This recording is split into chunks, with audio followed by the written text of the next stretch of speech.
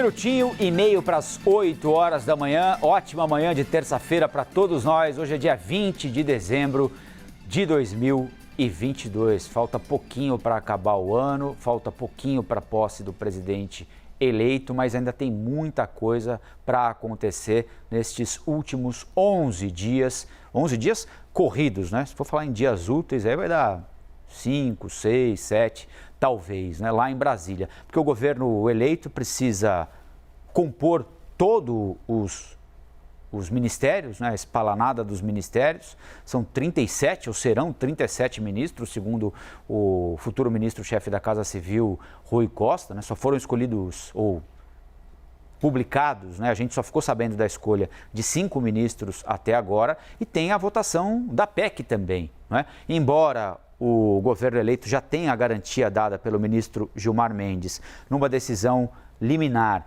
de que é possível juridicamente tirar o dinheiro do Bolsa Família do teto de gastos, o governo quer estar com suporte da PEC aprovada na Câmara, até porque a PEC prevê dinheiro para outras cositas mais, como diria o poeta, né? Farmácia popular, Minha Casa Minha Vida, dinheiro para as universidades, coisas que o governo eleito entende que estão descobertas pelo atual governo, que mandou o orçamento para lá. Até por isso o presidente eleito Lula tem chamado a PEC de PEC Bolsonaro, né? Que ele diz que a PEC não é dele. A PEC é para consertar um orçamento inexequível, ou seja, impossível de ser executado, porque não prevê nada que seja suficiente para a manutenção dos serviços básicos que o Estado deve prover a cada um de nós. E alguns precisam bem mais desses serviços do que outros, né?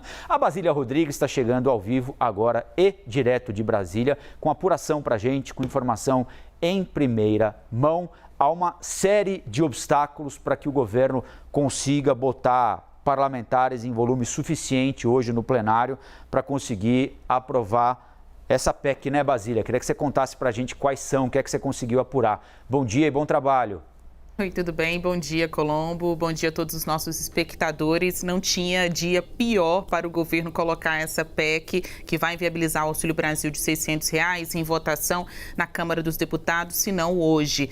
A Câmara está muito contrariada. Falando com parlamentares que conseguiram chegar ontem aqui em Brasília, apesar do problema da greve aérea e também das suas diplomações que aconteceram ontem nos seus estados, esses parlamentares se dizem totalmente pegos de surpresa com o resultado do julgamento, acabando com o orçamento secreto pelo Supremo Tribunal Federal. Então, a avaliação ali de integrantes da cúpula que estiveram reunidos com Arthur Lira. O STF fulminou o orçamento secreto, fulminou as emendas de relator e o Congresso não vai abrir mão destes recursos. São 19 bilhões de reais que vão ser distribuídos de uma outra maneira, com a palavra o relator. A gente fala de emendas do relator, o relator para o próximo ano, né, que está aí arquitetando o orçamento de 2023, é o senador Marcelo Castro, e ele mesmo já deu o tom do que vai acontecer com estes recursos. Irão para outro tipo de emenda considerada válida. Então, fica aí um Congresso contrariado, sem as emendas de relator, mas nunca sem poder, sem esses recursos. O manejo desse dinheiro, como a gente falou, 19 bilhões de reais. Isso sem falar, Colombo, da ira de alguns parlamentares querendo dar o troco no Supremo Tribunal Federal. Então, agora de manhã, conversando com algumas lideranças, elas disseram, foi a gota d'água essa decisão do STF e vem aí um pacote, ou pelo menos aprovação de alguma proposta que dê esse revide ao Supremo Tribunal Federal. É algo que a gente vai começar a apurar agora, já Basília, de agora. O presidente da Câmara, Arthur Lira, que talvez seja, né, o mais incomodado com o fim do orçamento secreto, acho, né? Você certamente tem essa informação melhor apurada do que eu, mas aparentemente mais enfurecido com isso do que o presidente do Congresso, Rodrigo Pacheco, porque ele parece ter uma liderança exercida muito mais sobre esse aspecto, o orçamento secreto, do que o Rodrigo Pacheco, que tem outras razões para ter sido eleito presidente do Congresso Nacional, né? Mas até que ponto o Arthur Lira vai conseguir fazer com que deputados comprem essa briga, que é muito dele, né, Basília? Porque, afinal de contas, se o dinheiro vai continuar sendo destinado aos parlamentares, mas agora com publicidade, né? Por incrível que pareça, os brasileiros terão o direito de saber quem está gastando o dinheiro deles, para onde está mandando e por que está mandando, né?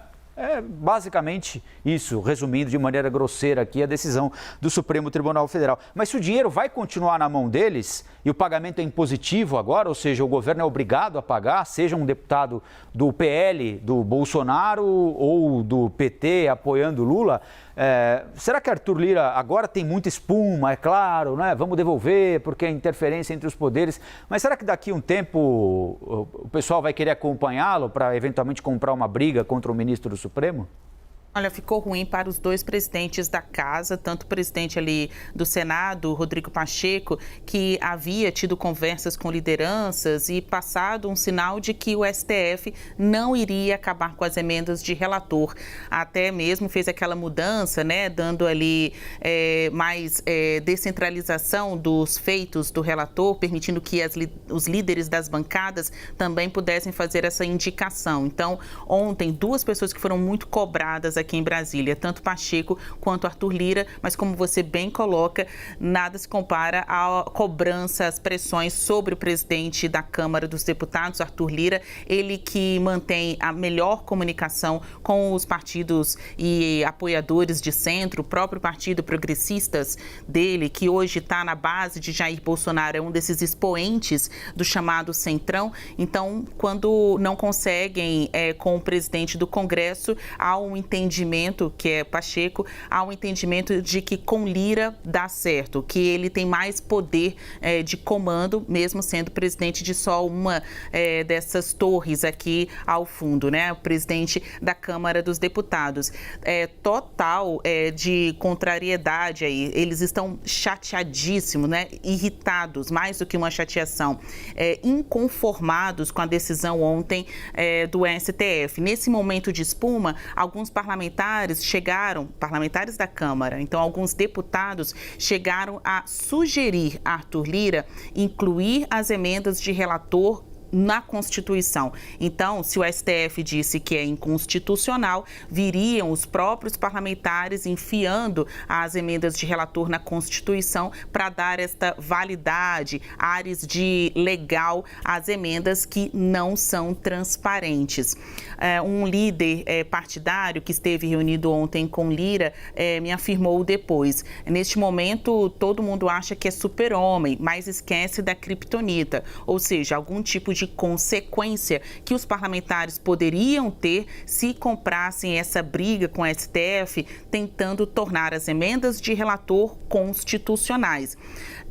Ainda que alguns digam que não dão essa briga como perdida, eles estão tentando construir algum outro caminho, que é esse bastidor mais quente que a gente traz hoje de manhã aqui. Lideranças afirmam que a decisão do STF foi a gota d'água e vão tentar forçar a aprovação de alguma proposta que dê esse troco ao STF. Alguns dizem que tem que aprovar uma proposta para limitar o tempo de gestão de um ministro do STF, torná-los vinculados a um mandato. Outros querem caçar férias, dar algum tipo de punição, represália ao STF. Do jeito que ficou ontem o julgamento do STF, pegando a todos de surpresa, a gente sabe que não ficará. A Câmara dará algum tipo de resposta, né? Tá atirando aí para todos os lados. Vamos ver se vai atingir diretamente o STF